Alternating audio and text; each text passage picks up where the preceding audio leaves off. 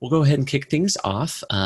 If you've joined our first two sessions of this series, you'll recognize my face and voice, but I won't talk too long today. I'm excited to turn it over to a great team to share a lot about what they do and what really is the heart of IAAO and their lifeblood. So I want to welcome you to part 3 of our IAAO Leadership Symposium, a virtual webinar series.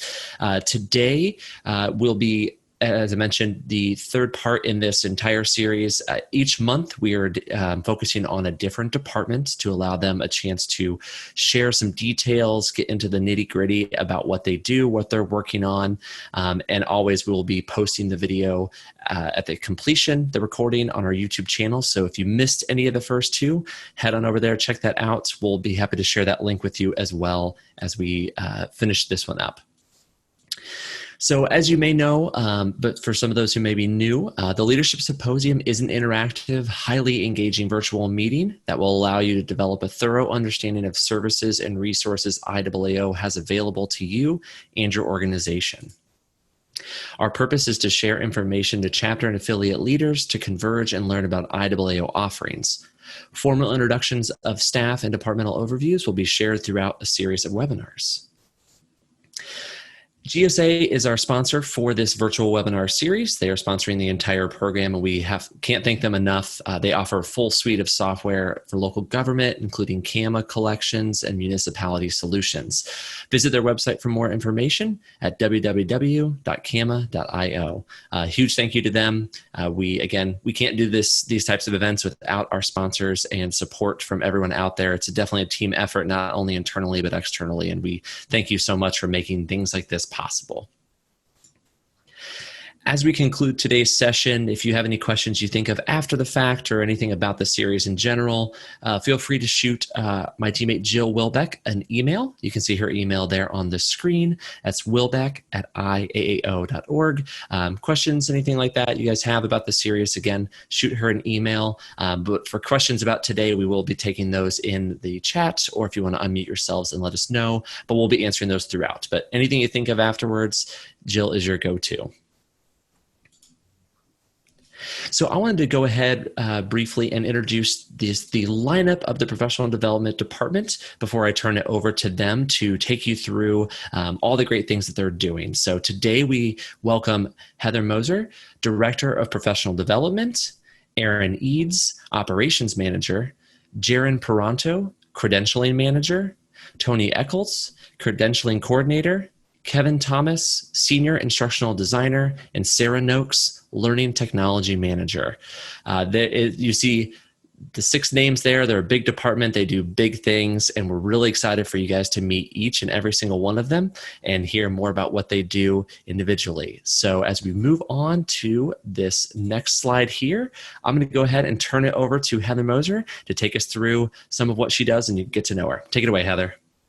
Thank you, Daniel, and thank you to everyone for joining in. This is really fun, and it's great to see some folks that I've had the pleasure of chatting with in the past, so it's good to see you all. As Daniel said, we'll be talking with you today about some of the things that we are currently working on, as well as our ideas for future.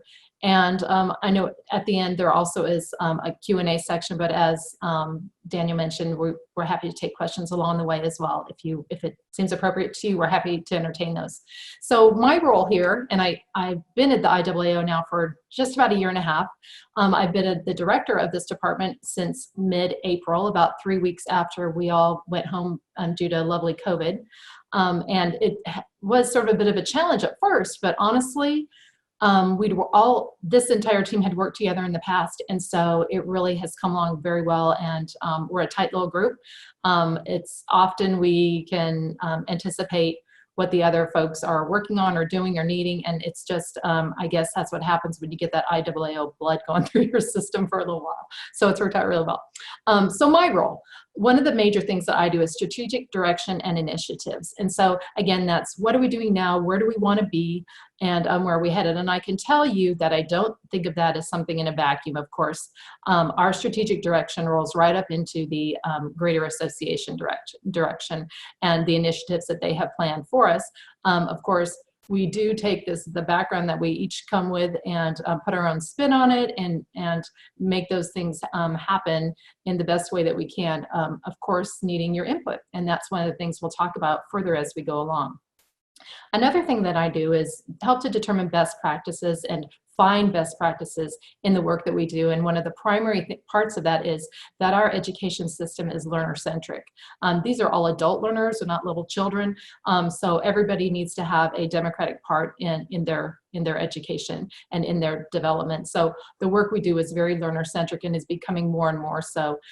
Kevin Thomas, the senior instructional designer who you'll hear from in a bit, will share with you some examples, and I think you'll see how most of those are more learner-centric than maybe some of the things we've done in the past.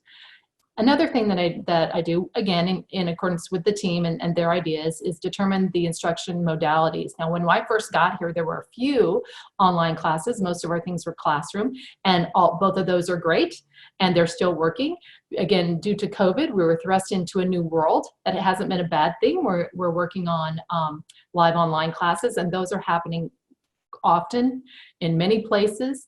Many of our chapters are sponsoring those, our jurisdictions are sponsoring those, and we are sponsoring those as well. So almost every class we offer or workshop we offer can be a live online course, and Erin Eads really makes that happen. And again, when it gets to her turn, she'll discuss that further with you.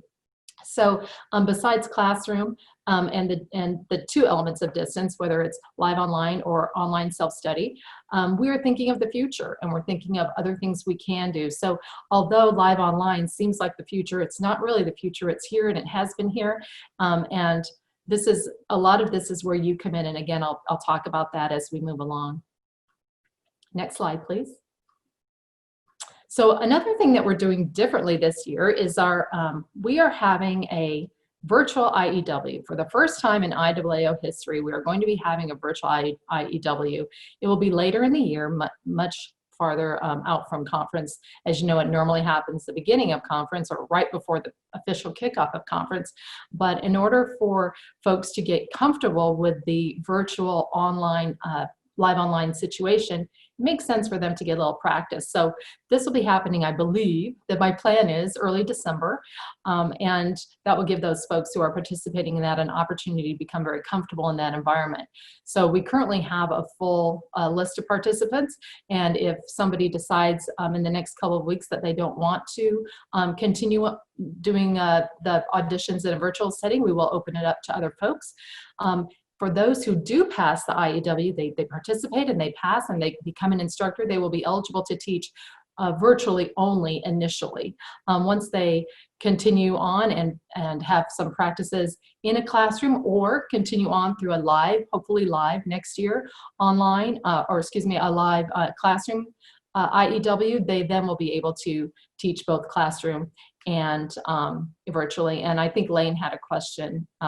The question is there a waiting list for the IEW? There is actually. I have 2 people who are waiting. I have a hunch, though, that there may be a couple people who may bow out a little bit. So if you do find that you know of some people who might be interested, please send them my way, and I can at least chat about that. And who knows, maybe we'll do more than one. That wouldn't be a bad thing either. So thank you for that question. The other thing, and I didn't want to skip over this, but I thought more of you would be interested in the IEW, is we are conducting distance education instructor workshops. In fact, Lane's group was the first group to participate in that from Massachusetts. So essentially, we do have instructors, like I said, who are and who want to teach in a live online setting. And Kevin Thomas has put together an excellent program of best practices for doing that. And we're presenting it to groups of folks. And Lane is nodding his head, and I really appreciate that. Thank you so much. Thanks for the thumbs up. We had a good time. It was, not only is it engaging, but it was fun. I just love being out with people. I know the whole team does. It's great. Even though we're out virtually, we're still out, and that really works well. So I love it when people can actually get things from this workshop. We walk folks through it. So if any of you have instructors, current IAAO instructors, or even state instructors, as long as they're members of IAAO, we are happy to have them participate in a workshop, and we will be offering those throughout this year and possibly into 2021 as well. And those dates will be announced here very soon. Another question I've had recently is regarding CEUs from our conference sessions. So hopefully most of you will be attending conference, the virtual conference. We're really excited about it. We have around 1,000 attendees, which is amazing. I'm really looking forward to it. I think it's going to be a kick, and the sessions look extraordinary. Folks can get up to 60 CEUs. There will be a couple different ways to do that during conference or even after conference all the way through this year. And it actually is fairly easy to do. I'm surprised. It's going to be great. And I think for folks who haven't been able to come to conference in the past and enjoy the workshops and really learn from those experiences, this is their opportunity. We do have some groups throughout North America who are having watch parties. So they're getting together. They've let me know ahead of time. Erin has sent out documentation so they can keep track, so those folks then can get the CEUs they need. But if you're one of those people, and I hope you are, that will attend and you want some of those CEUs, there is a form under the resources section of the website. This will be pretty obvious to you. So just go to the resources section of the conference website and you'll find the CEU form there. If for some reason you can't get to it or you forget that, there is information on our website, and by all means always reach out to one of us in our department, because we're happy to direct you and help you with that. So that's pretty much all from me at this point, and I'm now going to hand it off to our operations manager. But before I do, does anyone have any questions specifically for what I've talked about right here? Okay, thank you so much. And Erin Eads, I believe you're up next. She's our operations manager. Great. Thank you, Heather. Well, I appreciate everybody making the time to join today. My name is Erin Eads. I am the operations manager, as Heather said. So a lot of you I've probably worked with in the past and hope to continue working with you.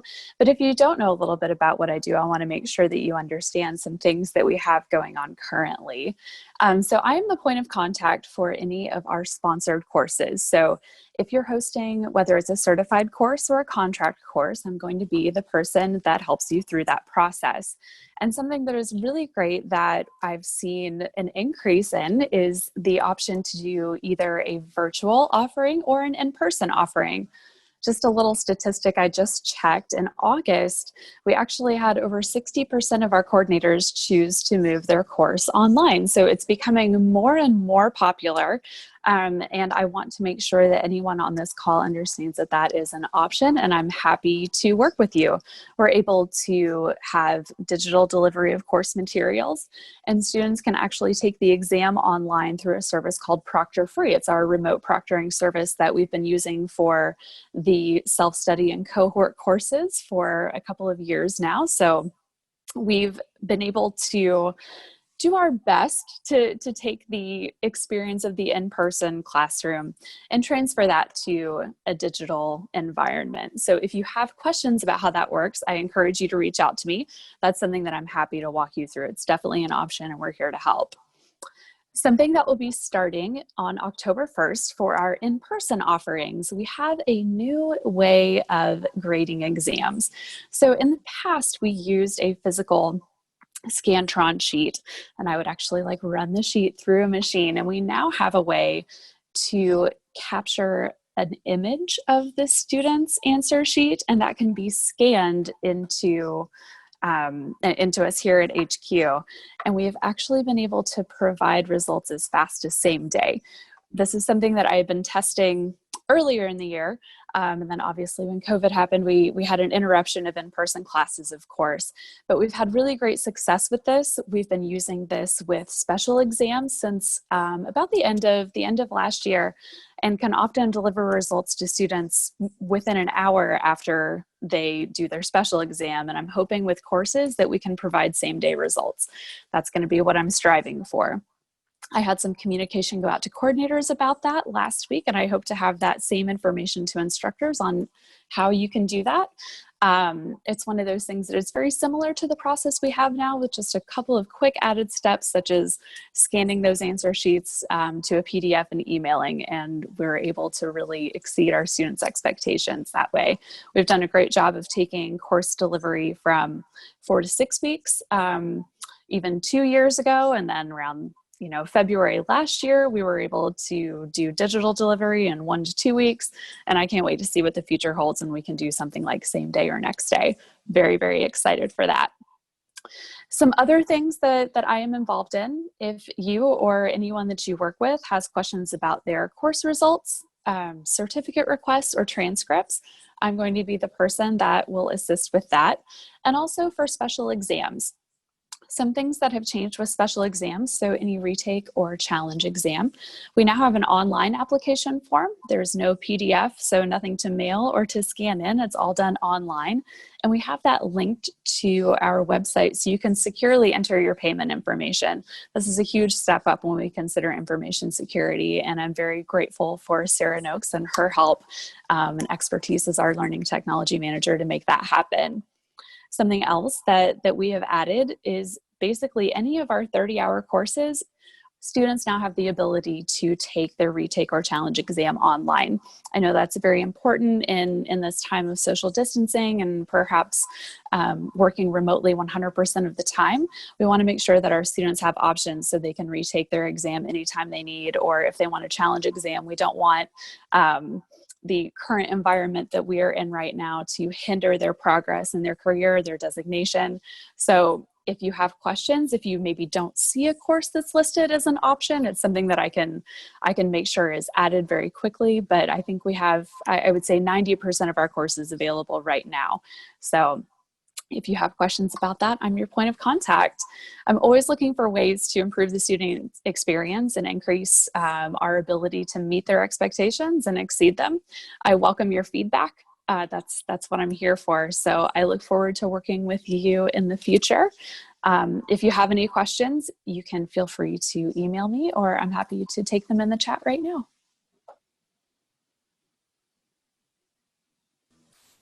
Awesome. Thank you, Erin. We'll keep an eye on the questions here. If I get any, I will be happy to pass those along. But that takes us into Jaron Peranto, the credentialing manager. So I will now turn it over to Jaron. All right. Well, good afternoon, everyone. I was happy to see a lot of familiar names on our meeting today. So good to see you all be able to join us today. So my name is Jaron, and I am our credentialing manager for IAAO. And what that means is that any kind of credential that we offer, either be individual or for a jurisdiction, I oversee those programs. So we do currently offer 3 types of credentials, one of them being the professional member program, which many of you long-termers might remember what used to be the accredited member program. So we are working on building and expanding that and making it even more valuable as we move along. Our professional designation program, which is our longest running, of course, going back to the 1950s with the Institute of the CAE designation. But we now have 6 designations. We added a 6th one a couple of years ago with the Mass Appraisal Specialist. So we do have those that are available to our members with advanced experience and levels of knowledge and education. And then, of course, for our jurisdictions, we have the self-assessment that they undergo and can qualify for the Certificate of Excellence in Assessment Administration, or commonly known as the CEAA. So those are the 3 areas we offer currently. Part of what we do, I guess I'll talk about growth and development next, is what we look to do is to expand opportunities and seeing if these 3 options are serving our members' needs, or do we need to offer other items. And we are exploring that and looking to see what we can do to not only make our current offerings more valuable to our members, but also see other things that are missing, because there are other things that we can add. And what we're really interested in now looking at is that a lot of things we do offer right now take quite a while to earn. I had to be engaged with IAAO for quite a while, or engaged in the profession for quite a while to earn. So we're looking at maybe some more, I guess what we called recently, some more quick wins. Looking at what folks early in the profession can gain as well, to show that their engagement in the profession and their growth as they move along the path and become more and more experienced, and not only engage with us, but also as a growing and engaged employee in your office. Let's see. So ongoing administration, of course. So there are 2 of us, Tony and I, and Tony will go next. But it's actually, among these 3 programs and growing, there's quite a bit on a daily basis to keep them running, keep our members served. So we're very happy to do that. Tony and I are both contacts for that. you can reach out to either of us, but really for more directed, as you remember, I deal mainly in designee recertification on recertification cycles, and also just recently, as of this spring, the CEAA program. So if you have questions about those items or looking at those, I'm your contact there. And Tony will explain her role next. I did want to say one of the things they're looking at is we improve member quality and member engagement and whatnot for our programs. One tool that we were recently able to develop with Sarah's help, not help, but Sarah developed it, is an online log form for entering and tracking your continuing education hours if you hold an IWO designation. So we're still on a soft launch of that, getting more and more designees involved in that, but it's really proving to be a great online tool as opposed to having to keep track of your hours in a folder somewhere and then figure out how to email them to me, and I check on this end. It's really a portal online where you can log in and upload everything to it. I can see it, you can see it, and then when it's all said and done, you can submit it officially, and we put you in the books and have you recertified for another 5 years. So those are just kind of some of the small things we're working on, some pieces here and there. We're really trying to find ways to make it easier for you to access our programs and have them serve you better. So I think that's all I want to say for now. We'll get more into discussion questions and whatnot. So I think we can move on to Tony next. Hi guys, my name is Tony Eccles, and I have been with the company for just over a year. I am the person you should contact with any questions regarding designation candidacies, whether you've not applied already or you're thinking about applying, or if you're a current candidate, you are to contact me. Once I receive the applications in, I go through and I process them, and you'll get an email, or the person will get an email from me welcoming them to the program and giving them more information about kind of where they're at within the designation line to finish. I also am the one who takes care of all of the exam requests and gets all of those materials put together and mailed out to the appropriate proctors. So basically, I mean, I am your go-to person if you have any questions or concerns before applying, during your candidacy, or even after you get your designation. Aaron alluded to the new grading system that we've got here, and I was able to jump on board with that. So we currently use ZipGrade. Once our offices went remote, we had people, the proctors for the exams, start sending in scans of the answer sheet and the proctor form from the exams. That way I could turn them around even quicker and not having to wait for them to come back in the mail to us. So right now we're using ZipGrade, and I'm happy to say usually I have results back to the candidate within hours after they finish their exams. So that's quite a change from a few years ago, from what I understand. So other than the designation program, I also work with the professional member program, doing very similar things, taking in those applications, processing those, making sure that the qualifications are up to date, recertifying for those, that kind of thing. So that's just kind of part of what I do here. Awesome. Thank you, Tony. Yeah. All right. That rolls us right into Kevin Thomas, the Senior Instructional Designer, and I will turn it over to him to share a few slides. Thank you, Daniel, and hello, everyone. It's a pleasure to be with you for a short time this afternoon. My name's Kevin. I am the Senior Instructional Designer. I'm also the only instructional designer at the present moment.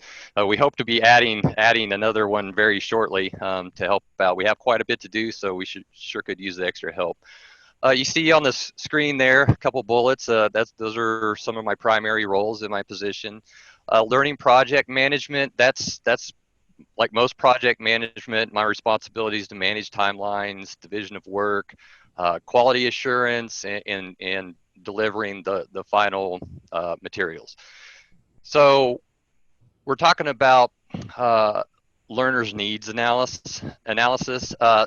what does that mean exactly, and why is that important? What do we know about adult learners? Well, we know that they're goal-oriented.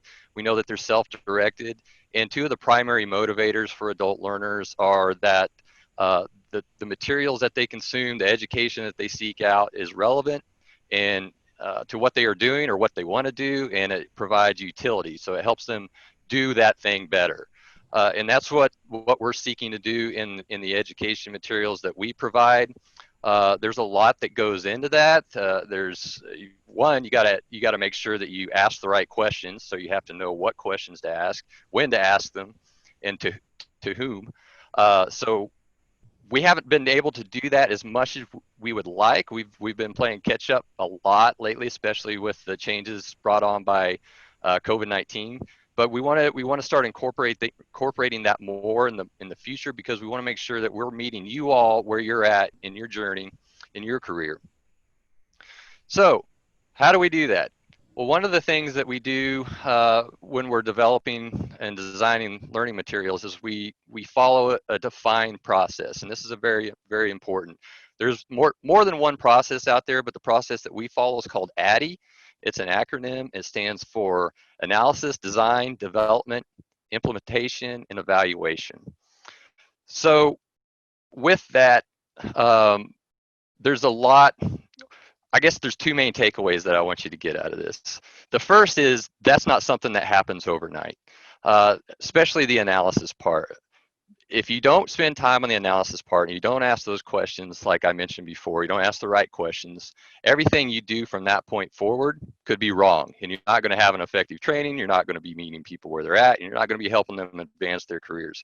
So we want to spend a lot of time on that phase. Once we have that, then we start doing the design. Then we start creating a storyboard, or we start creating an outline or a design document, that kind of thing.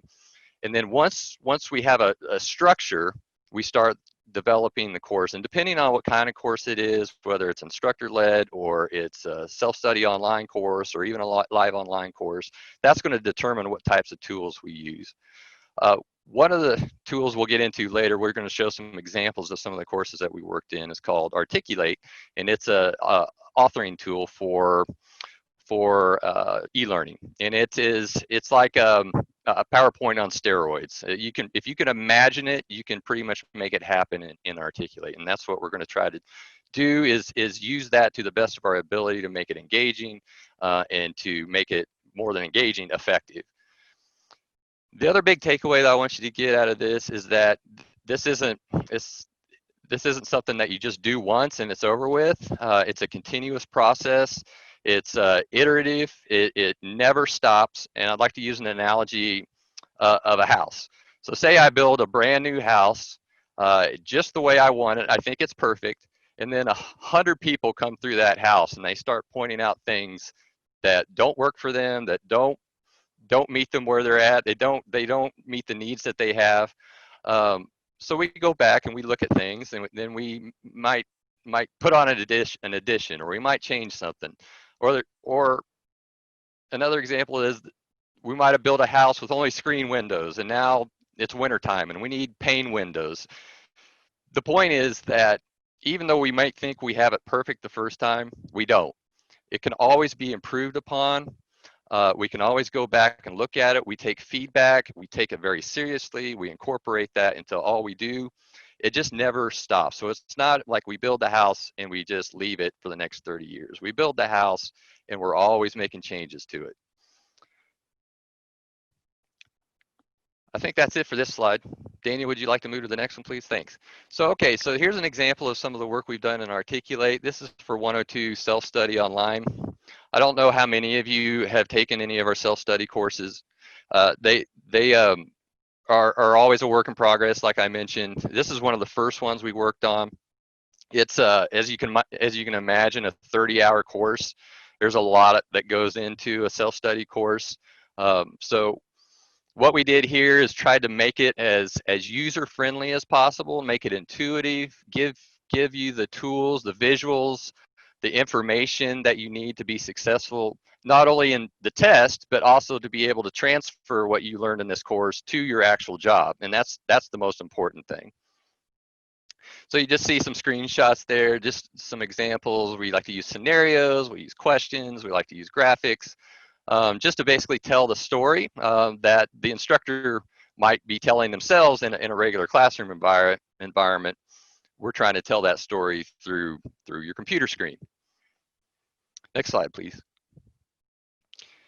So that brings us to what we use in the classroom. And so we also work on PowerPoint slides, the SRM, the student reference manual, solutions. As you might imagine, we work a lot with subject matter experts, some of which some of you may have actually served as subject matter experts.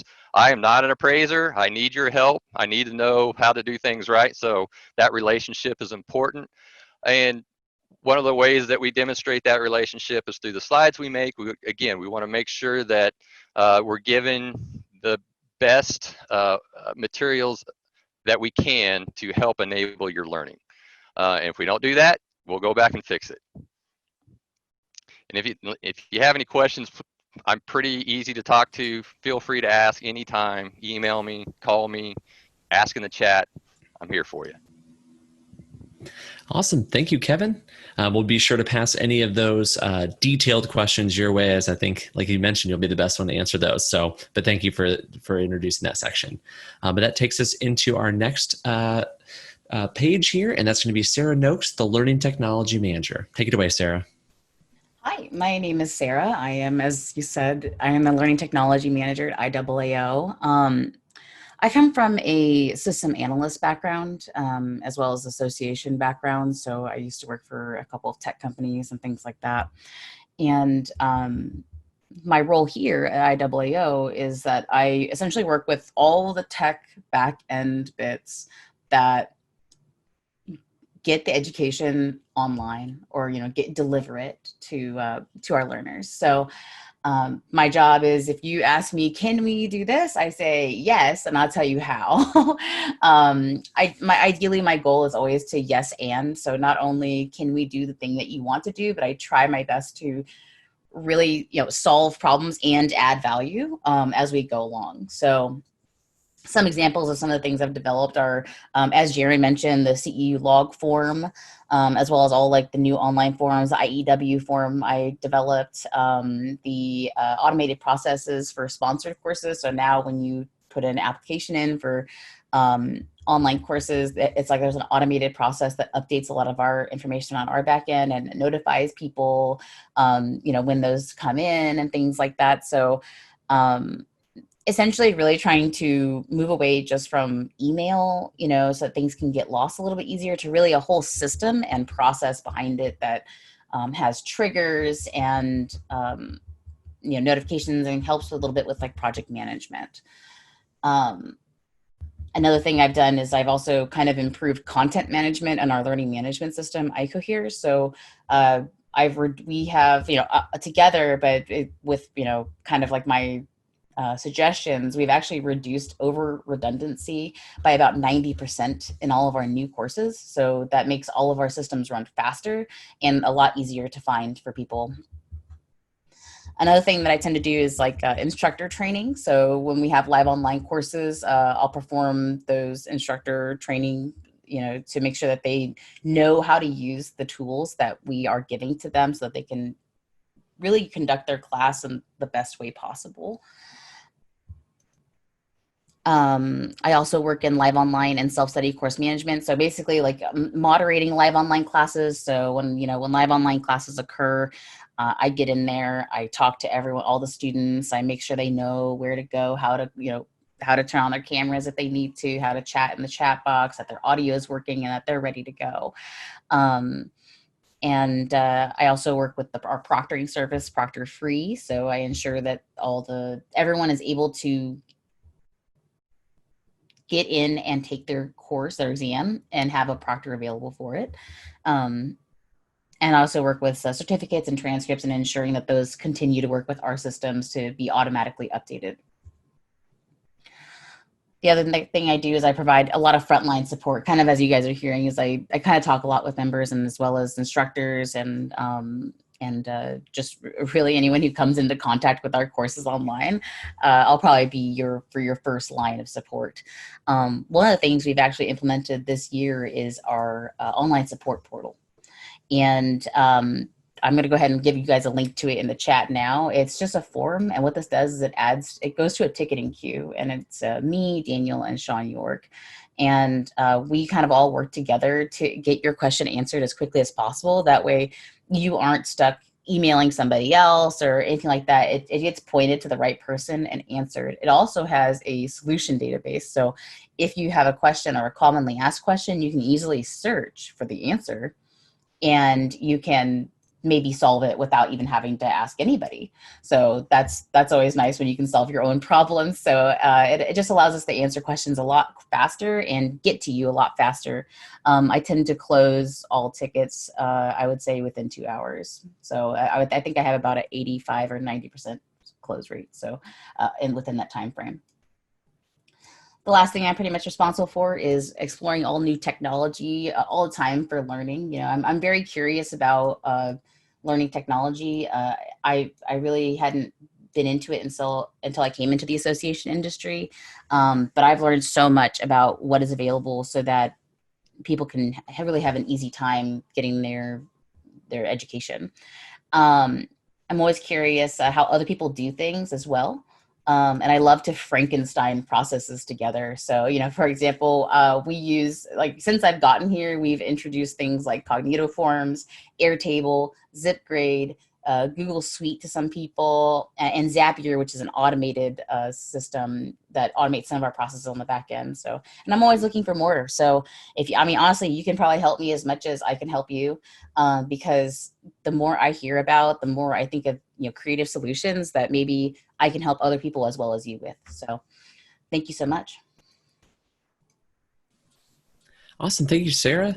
And again, she put that message in the chat. So if you want to check out that that portal, go ahead and click that, share that with anyone in your office. Like Sarah mentioned, it's, you know, being a part of that as well. It's been really fun and a great way for not only us to serve you, but for us to serve you in a timely manner and to make sure, you know, she had talked about eliminating redundancies, and that helps as well because we make sure we know that that person has been helped and your answer has been sent to you, and there's no, you're not getting 3 phone calls from 3 different people and checking in. So check that out. We're really happy with how we've been able to use that and to help you guys. So check out the chat box for that.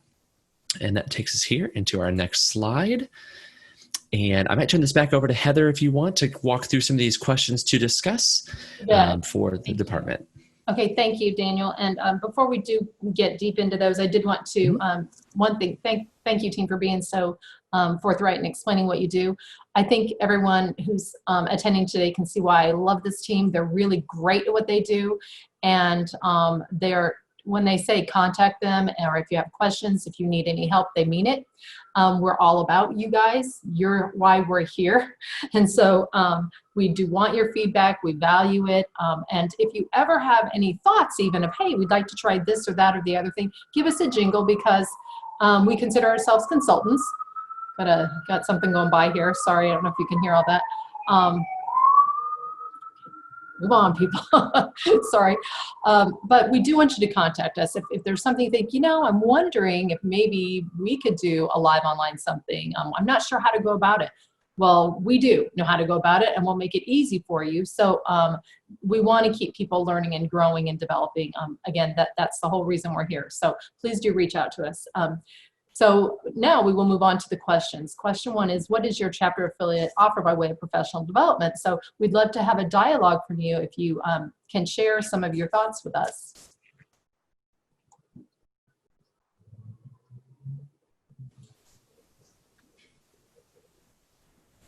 That's kind of a big open question, isn't it?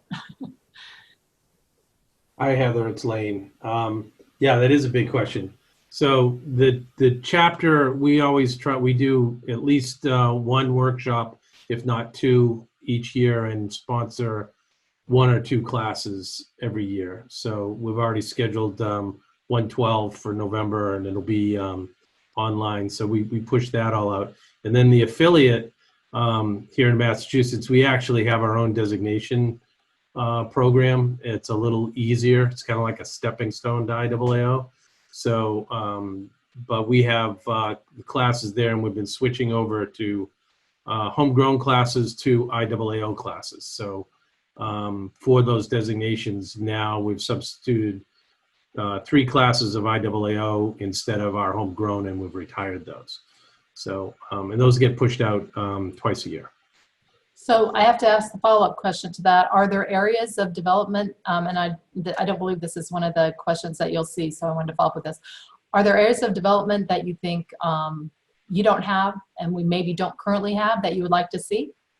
A course on, you know, XYZ that no one offers yet, but that maybe we could do that? Well, Or something that you can tweak or something like that? yeah, I guess it. What I would like to see is a better mentoring of designate candidates. It's hard, you know, you kind of get assigned someone, you know, but they're busy doing their kind of work, and you kind of got to figure it all out yourself. You know, I have sent questions to Jaron on a couple of occasions, and I stumped him a couple times, I think, too. But he had to, you know, call and get him. But I don't think there's a really good I don't want to say program, because the program's great. It's kind of like assistance on how to get there. You know, I did go to the designation class or seminar at the conference last year, and they kind of told you all about them. But it doesn't seem to be something out there that kind of helps you or initiates you to get going specifically with your demo report. Okay. Exactly. So I can jump in if you want me, Heather. Please, thanks. Yeah, so yeah, what we've noticed, I forgot to mention I've been here a little over 5 years now, but what we've noticed is that if you come from a jurisdiction or a chapter or an affiliate that has a lot of designees and folks have been through it and kind of been there and done that, it's a pretty smooth process. But even then, it shouldn't fall on those folks to do so, to make that, well, a little bit in a support role, but not primarily. But also, if you don't have that in your background, then it is more challenging to figure out where to start, where to go next, how to progress through the program. So that is one thing we're looking at starting. And I really want to jump in because the first thing you mentioned was those advisors. And right before COVID hit, we were about ready to launch a new online program where mentors and advisors can sign up and basically hang their shingle, put out a profile saying, these are the designations I hold. This is how I got there. I took the case study exam, or I wrote the demo. I did both for my CAE, whatever, but that's all listed out there. And then candidates can go in and kind of shop around and try to find an advisor that meets their needs. So if they know they want to pursue the RES and then later the CAE, they can try to find an advisor who has both and then try to figure out, okay, what path did they take? And does that look like something I want to take as well? So I think that would be a great way to better engage our advisors and mentors to the candidates. And then, of course, on the back end program-wise, overall, we want to do a fairly good overhaul to the website to make it a little more intuitive as far as kind of how the program is structured and how you progress through it. That will come over time. But also right now, the committee, the professional development committee that oversees that, they're busy putting together a handbook that outlines everything. So that'll be kind of an overarching thing that we can, of course, share with everyone. And a handbook's a handbook, so that's a good start. But from that, we can take that and pull tools, or pull things from that and build tools and help guide them on that process. So yeah, great observation. And I hate to say you're working on it. We are working on it, and hopefully sooner than later. So.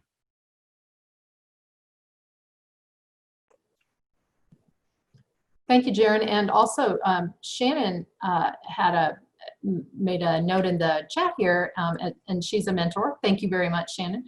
And said if IAAO had a resource for mentors to utilize, like extra problems or work for study purposes, that would be great. I know we do have some things like that. I don't know where it's located or how easily accessible it is, and that's a really great idea. Jaron, did you want to respond to that? I muted again. Yes, thank you, Shannon. So that's very much as far as looking at, especially as we look to help folks kind of along that path of helping kind of fill in the holes of what they need. What are those different tools that we can offer to help them look at those areas and get there? And that's something we've are looking strongly at, and is a great suggestion. So thank you for that. Yeah, definitely. That's exactly the kind of thoughts that will really help launch us forward. So thank you very much for that idea. Okay, moving on. The next question was, how do you all encourage learning in your profession? How do you, what are there specific things that you do to get people to help their development?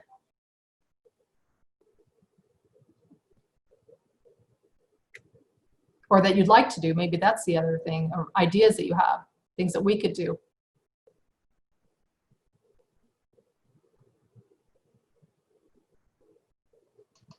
Okay, let's see. Hey there, Heather. Brian Gay here. Hi, Brian. Hey. One of the things I've been really thinking about is, really small focused groups. I've been kind of blessed in this new environment in this new company where there is a lot of smaller groups that the managers have influence over. So I like the idea where you mentioned of that, someone mentioned about that group webinar where everyone can come together, in a room and actually take part in a webinar. So I think as a chapter, the IWA Ontario chapter, that's a great opportunity for us to do it. However, I do have a question. Those pre-recorded webinars, is there any opportunity that we could provide continuing development credits to it in that sort of environment? Right, and that's a good idea. We actually, a lot of our webinars do offer continuing education. Erin, or did you want to speak to that a little bit, Erin? I may be able to speak to it a little bit, but this is terrible. A lot of times I reach out to Ashley about this because I have not gotten too many requests for it. So Brian, thank you. I may have to get back to you, but I do know that there is a benefit, and actually, Daniel, you may be able to chime in, where webinars that are, I believe, 2 years or older, we can offer to chapters and affiliates complimentary, but as far as the continuing education piece, that's something that I will need to find out and get back to you. So I'm making a note now. Thank you. Yes, absolutely. No, it's a great question.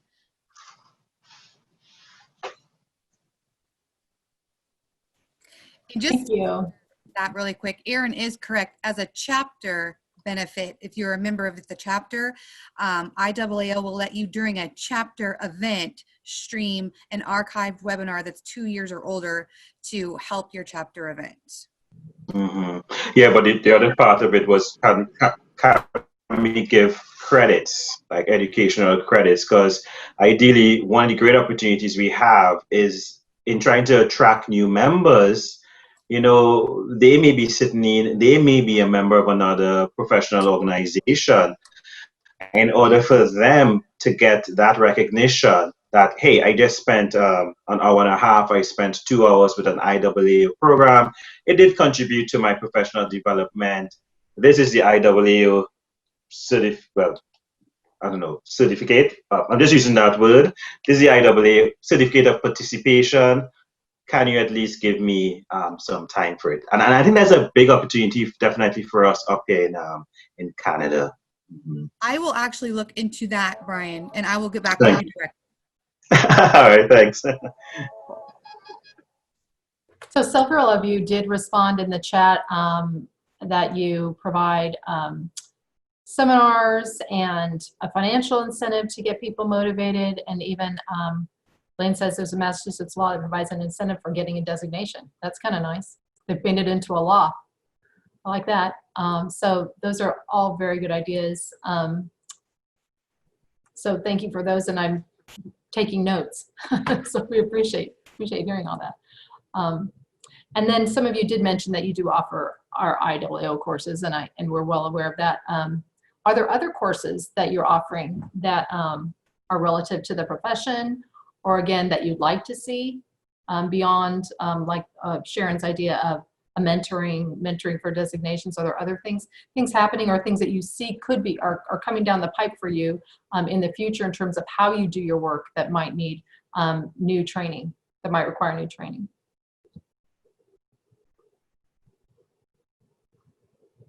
See, we're picking your brain here, so we don't get you very often. Okay, that's great. So Elaine says all of our courses are approved by Massachusetts. Okay, Massachusetts is in the front runner right now for my favorite. Don't tell everybody. I'm being silly, but thank you for telling us that. Yeah, Heather, we also have our homegrown classes, which kind of talk more about the laws in Massachusetts relative to assessing. And we get those all approved for the appraisal licensing as well. So that we do a lot of crisscross with the appraisers, which is really good. And it wasn't that expensive. If you have an original class that you put in, it's pretty expensive to get it approved. But the IAAO courses, they take in a different route because we have them approved by, I forget the name of the other organization, but right, the AQB. Yeah. So they accept them pretty quickly, and it's like $200 for like 3 years to get them approved. And so we get a lot of crossover, which really helps. Yeah, and that's true. You know, I recently had Iowa reach out, and they approved 3 of our courses where they haven't in the past. And you're right, it took a week, and it wasn't terribly expensive. So that's exciting for everybody. And like you, they have instructors in Iowa as well. So that's awesome. And Quanta did share that they also offer Marshall and Swift. And Kansas has an extensive education system. That's great. Okay. Hey, Heather, I have a good question. I'm a bit curious again. What's the process, or how does it work when, let's say, as a chapter representative, we want to approach other professional association bodies to have something like a memorandum of understanding to recognize our courses? Is that something that the chapter can or will? Is that something that the chapter can initiate, or is that something that you would like to see pushed through your department? So are you saying at a state level to have the state approve our courses? Yeah, so for example, like in Ontario, we have the Institute of Municipal Assessors. Yeah, that's a separate professional body. Now let's say, for example, we want to say, hey, you know, would you be able to recognize IAA courses? You know, is that something that you think, you know, or something that is traditionally done through the chapter function or the IAA or rep function? Or is it something that, you know, may be best placed with your group, with your division? And truthfully, I don't know how it's worked through the chapters. Maybe one of the other chapter affiliate folks could tell you that. But in terms of people who have contacted me directly, I mostly am contacted by departments of revenue for the states in the United States. Not sure how it works in Canada. And then whatever their forms are and whatever they require from us to show what our courses entail, the objectives, that course outlines, what other approvals we currently have for those courses by the AQB in this case. I would be interested to know, can anybody from another chapter or situation address that question for Brian? And again, it might work differently in Canada, which we should investigate that, Brian. So maybe you and I can work on that. I'm writing it down. Okay. All right.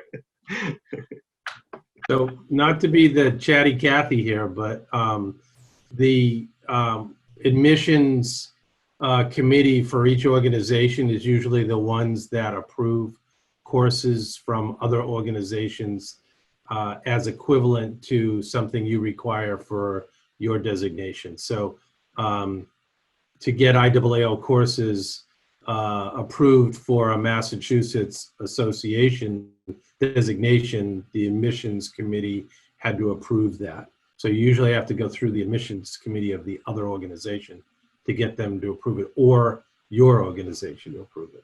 So okay. Are you saying, Lane, that your chapter did that? Is that what you led? Yeah, that? we've worked with the affiliate in Massachusetts so that all the classes cross. So, but the admissions committees in both groups had to approve it. So, and if you do that with other organizations, like we have a treasurer's organization here that we've done some of that with too. Okay. All right. Thank you for that. So it's a good education for me. So I appreciate that. Thank you. That's good. Thanks, Lane. No problem. And Brian, you're not getting off that easily. I'm just letting you know it. You're on the list. So Yeah, I know. I just wrote it down because sometimes I forget my questions. and of course, Mary's talking about how Connecticut also has approved our courses. Thank you very much, Mary. Not to be outdone by Lane in Massachusetts. I love it. Thank you. Okay, we'll move on then. How have your members received our live online courses? Do you find that they're engaging in those, that they are wanting more of those? And before you answer, let me just share a little detail. A month and a half or so ago, I looked at the evaluations, or at least not just our feedback forms, but also the course pass-fail rates. And I can tell you that our live online courses are equal, if not greater in some cases, in terms of our pass rates than our classroom courses are. Our self-study online courses are pretty good too. All of those are 93 and above. The live onlines are 95 and above, which is amazing. So I just wondered how they've been received and if people are asking for those, if they're participating, what you have found.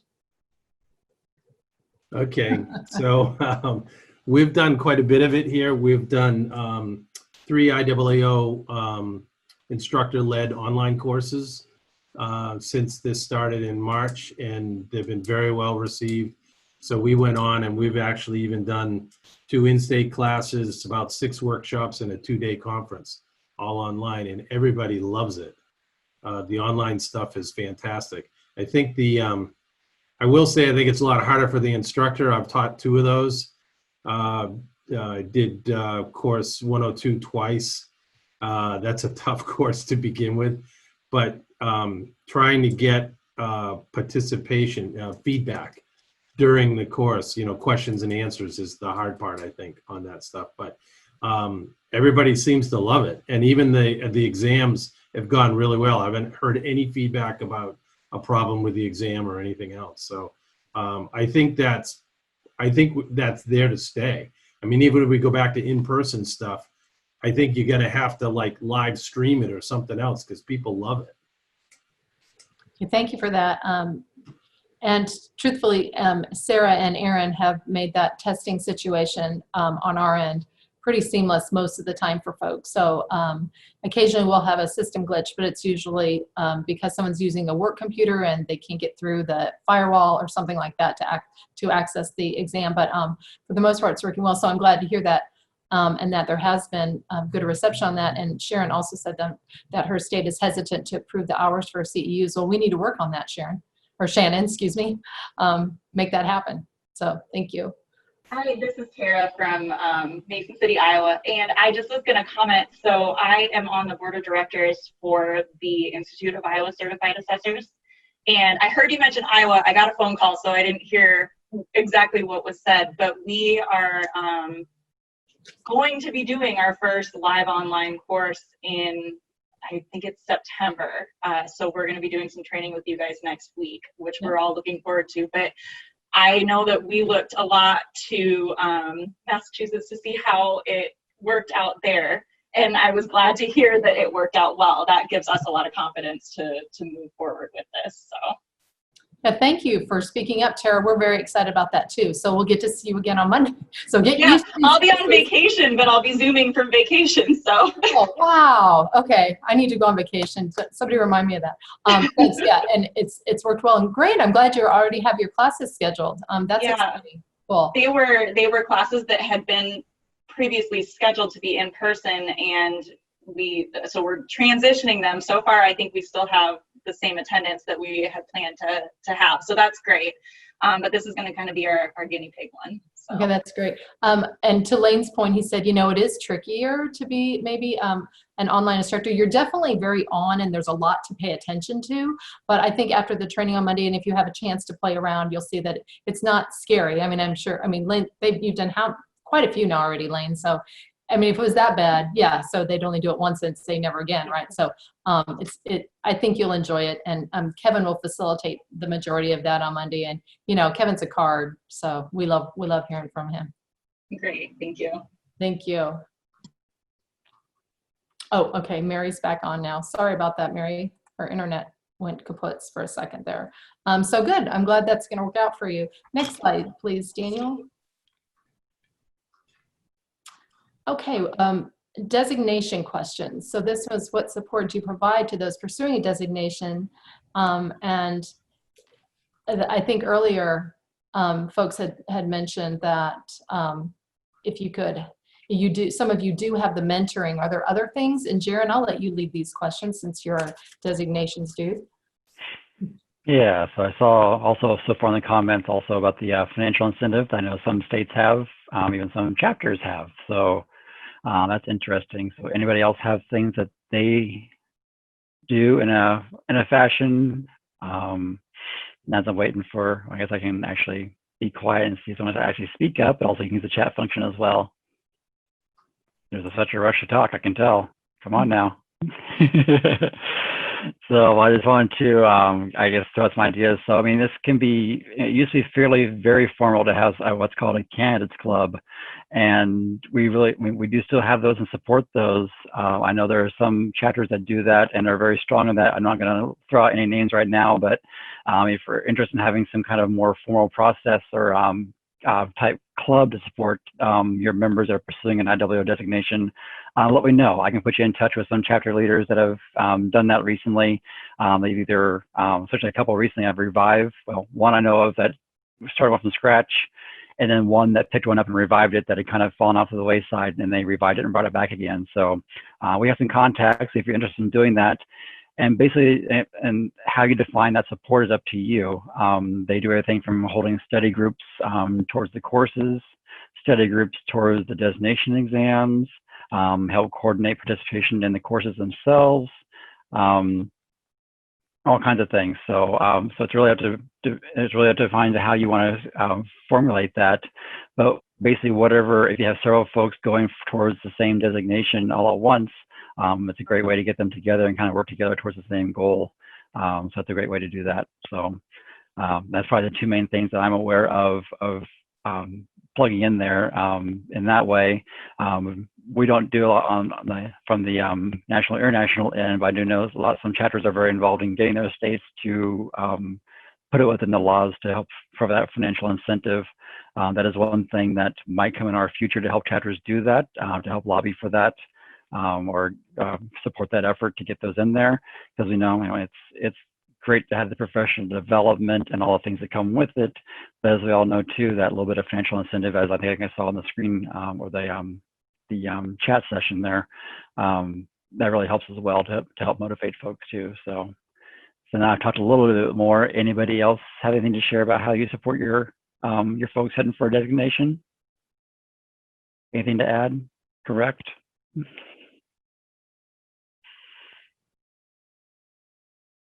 All right, so we'll move on from that one. And also, I guess, a special way of support, I guess it kind of falls in the other category, but we're kind of thinking more of kind of the recognition part of it. What do you guys do to recognize folks that have earned a designation?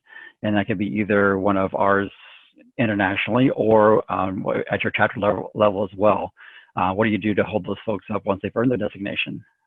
One of the things that we really do encourage through the chapter leadership out in Ontario is for the manager to recognize the individual. So through the company, or through the organization, to the fact that you could send these what they call personalized certificates. Also, it's supported at the higher level. It may even be something featured on the company page, just to recognize those individuals who have gone through the designation and have earned it. So excellent. Again, it kind of raises the profile. Yeah, it kind of raises the profile of IWO, and definitely if anyone has any question, they can email or reach out. Yeah. Very good, very good. So, and I see that Shannon at the Johnson County office, not too far from us, in the past have offered a watch to those that earn a designation. So that's an interesting spin. I haven't heard that before. So I should know that. And Alvin says, and Texas, I recognize them in the state, in their statewide newsletter. So that's excellent recognition there. So Larry Clark has the watch. Okay, excellent. I will track him down. Normally he's right behind me, but we're not in those times right now. So, oh, all right. So I also do know there are some chapters. I know Florida offers a monetary incentive to all their designees that come through the past year that they do at their annual chapter meeting. I believe all their designees get $500 for earning designation over the previous year. So I thought that was fairly interesting too. That I know not all chapters can copy, but it's just an example of what some are doing. So, anyone else?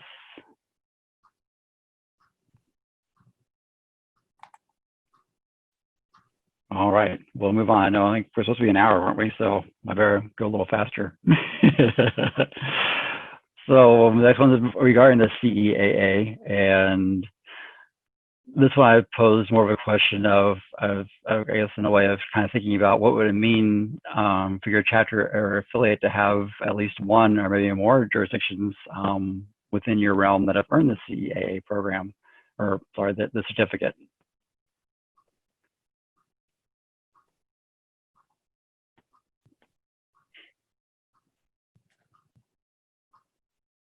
And my thinking here is that from what I've seen, that it really serves as a great example of perhaps a resource to other jurisdictions within your chapter or affiliate that if one or more within your membership has earned the CEAA, perhaps they have some practices that they want to share, especially at that level that you're organized at. It really makes sense because they often operate under the same rules, guidelines, laws, restrictions, etc., that you do. So I think I've really seen with folks that have a CEAA holder within their chapter and their state or whatnot, they're able to, I guess, knock on their door and get some ideas and whatnot. So any other ideas there or things you've done in the past with your CEAA holders?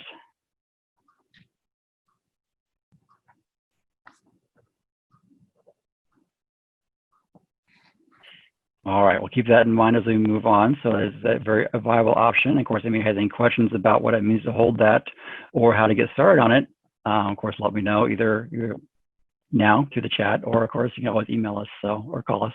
Phones still work too. So, all right. Well, hi, Jaron. This is Stuart. Hey, Stuart. I guess I've been looking into this for several years now. I guess my hardest part is getting started. I know it's really comprehensive. I know it's really difficult. I know it's a real whole staff involvement kind of thing. I know the larger jurisdictions tend to get them because they have large staff that can work on them. But for me, we have 4 of us. But I guess the hardest part is getting started because I don't know if I've ever seen an example of the product you have to produce in order to get the CEAA. You know, and that's, I guess, because I know it's a huge undertaking, but I know it's also prestigious. You know, one of my longer term goals is outside of my short-term goal of getting a designation, which I'm half a step away. I just got to finish the work. But the longer-term goal is to get the CAA because I would love to hang it on my office wall because I think it's very prestigious because it says you're doing something right and you're recognized internationally. But it's the getting started part I'm having a hard time with. And I guess that's the part I probably need help with. So where would I get help to start on it? Exactly. So it's a multi-year process. So it is. You're definitely not alone in that. So I was happy to see that one of our recipients this year just earned it. They have 6 in their office, and I think that they had a lot of help because they have a new assessor and he came from an office that already had it. So it was his second go around with earning it. So that helped him quite a bit. But I was pretty pleased to see that an office of 6 can pull it together and send one in. So, so I've been doing this since April, so I probably get back with you individually so we can correspond a little bit about this, Stuart, a bit. So, but I do believe on our website we do have a sample submission up, if I remember correctly. So I want to make sure, confirm with that. But also, once you start the process, you're also paired with a mentor, and that is somebody who has been through the CEA program and has been there and done that, and they can talk about how they do approach and tackle the work, how they divvy that up and approach the assignment and got things done, as well as how they address certain areas of the evaluation too. So we can get you there. We can get you started. Okay, well, I'll when I'm not so busy. Exactly. You might have seen my screen go blank, and now I look a little different. I have to go do my other job. I will get in contact with you because I really would like to do this, and I really need to finish my designation. All it is the demonstration, appraisal report, and the exam. I've done all the classes, so now it's just finding the other small, big part stuff. So, all right, thank you, Jared. You say it's all like there's not much to it. So yeah, I know where you're at. So we'll get you there. We'll get you there. Right. Appreciate it. Thank you, Jared. You. Anyone else? I was just going to say, so glad to hear that. Thank you very much. That's exciting. All right. Well, thank you all. I'm going to go to Heather for the last question. So it's about webinars, and we actually do have a pretty good attendance at our webinars. Has anyone had a chance to participate in any of those yet? Yay, nay? Yeah? Okay, great. Gosh, Sarah and Aaron and Daniel do a heck of a job, and I believe Sean's involved in those also, and they run like clockwork. It's amazing. Aaron, do you want to address what's coming up? Do we already have some scheduled, I believe, for September? Yes-ish. So funny that you asked. The person that I had originally scheduled for September, we're going to have to reschedule. So I'm hoping to get something in September, but that does mean that in the months coming up, so it looks like we have a couple on the list for October and now a couple on the list for November, since we're going to reschedule the one that was originally in September. So 2 things I would say: please reach out to us with any topics that you're interested in. And even better, if you or someone in your chapter is interested in speaking, we would love to have you. It means a lot when we hear directly from you all the topics that you're interested in. You know, we want to make sure that we're offering content that is relevant and that will benefit you in your career. So you can reach out to me directly, or just the education@iAAO.org email address, and that would help us a lot. Thank you, Erin. And those are all the questions we had written down, but we are very open to. Is there something you want to ask us or tell us that we haven't addressed, Stuart? Well, I have on the webinars, you guys switched a few of them to Friday afternoons. Here in Connecticut, we purchase every one of the webinars and we share it with the chapter and affiliate. We actually host it here in Rocky Hill, where I am.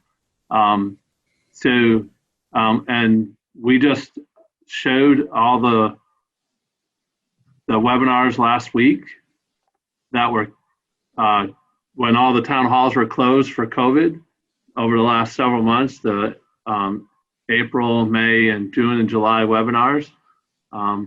The technology one with the Excel part 3, people really like that one. So the technology webinars generally are a big hit here. The Lisa Hobart personal property webinar went over really well as well. But the Friday afternoon attendance is hard. Just, because you used to always do them on the 3rd Wednesday. And we kind of had it programmed, and I could almost clockwork program, okay, I need this room on the 3rd Wednesday, and then you change it to Friday. But here in Connecticut, we religiously use the webinars, and we probably can't get enough of them. So we really like that you guys are doing that. And whoever comes up with the topics, thank you, because I'm not the topic picker outer guy. But the That's technology ones really do well. Thank and you. then That's great feedback. any thoughts of getting Peter Corpaz back for his like quarterly report on the market? Years ago, when you first started doing webinars, he used to come on quarterly and give an update. And we used to get a really big attendance for that. Any thoughts of bringing Peter Corpaz back to do an update? So I'll speak to a couple of those things. Stuart, thank you. I'm really happy to hear your support and that you love the webinars. That keeps me going. I tell you, I need those things to let me know that we're on the right track. So thank you for that. I appreciate the info about Fridays. And I also saw, Lane, that you mentioned something.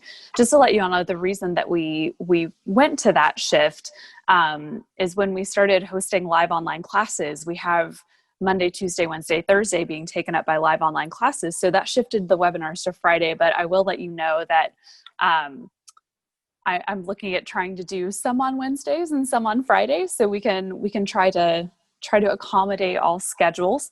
And maybe it's something that we can explore, perhaps considering a different platform to be able to make sure that we're not duplicating time on our WebEx platform. So thank you. That is really, really helpful to know about the scheduling conflicts.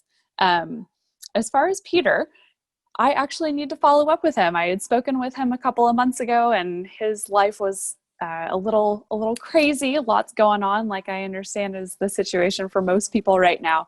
But thank you for the reminder. And I appreciate you letting me know. I'll let him know that he's in high demand and see if maybe he can get something for us.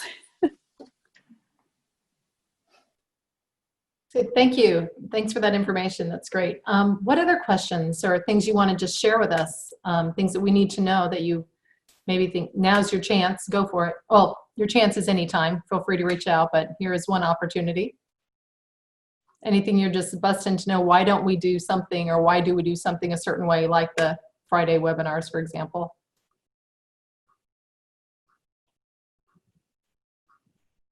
Okay, well, thank you for your attention. Thank you for your great ideas, for your sense of humor too. We appreciate that.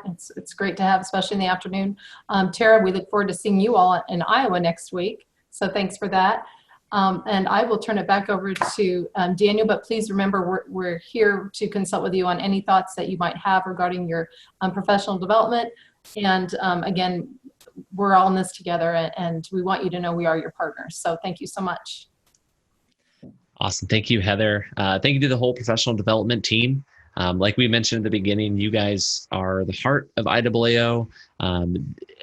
Everything centers around that education portion. It touches every little bit of every other avenue of IAAO. And we know a lot of you take courses, come to the conference for the sessions, do the webinars. So we're really excited for you to see behind the curtain and really kind of see what they're working on. And just, even if you took one thing away, you're like, I did not know they did that. Or, you know what, I've been putting that on the back burner. It's time to flip the switch and move that direction. I hope you at least got one of those because they're doing a lot of great things. And we would love for you guys to see those.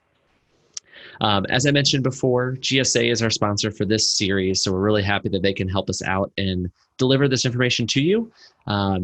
They have been a great partner to work with as we've presented these, and this is not the last one, so you'll see their name a few more times, and you'll get to meet a couple more departments as we continue this throughout the year. But part 3, we are full steam ahead. There's no looking back now, no cancellations, but we really hope you join us again and bring even some guests. If you guys have some, I know it's hard to get together with people, but if you want to share this with maybe some of your chapters and affiliates to join as well, we would love to share the information with them. And again, any follow-up questions, I know we answered a lot of those today, but if you guys have any of those, send those to Jill Wilbeck at wilbeck.iaao.org, and she'll be happy to pass those along to anyone in professional development or any questions that may be about any part of the series. So with that said, you guys are free to go. We really appreciate you coming today. We hope you join us for part 4, and we will let you know when this one is up on our YouTube channel on the playlist, and you can check out the previous parts as well. So thank you, everybody. Have a great rest of your week. Thank you, Daniel. Thanks, guys.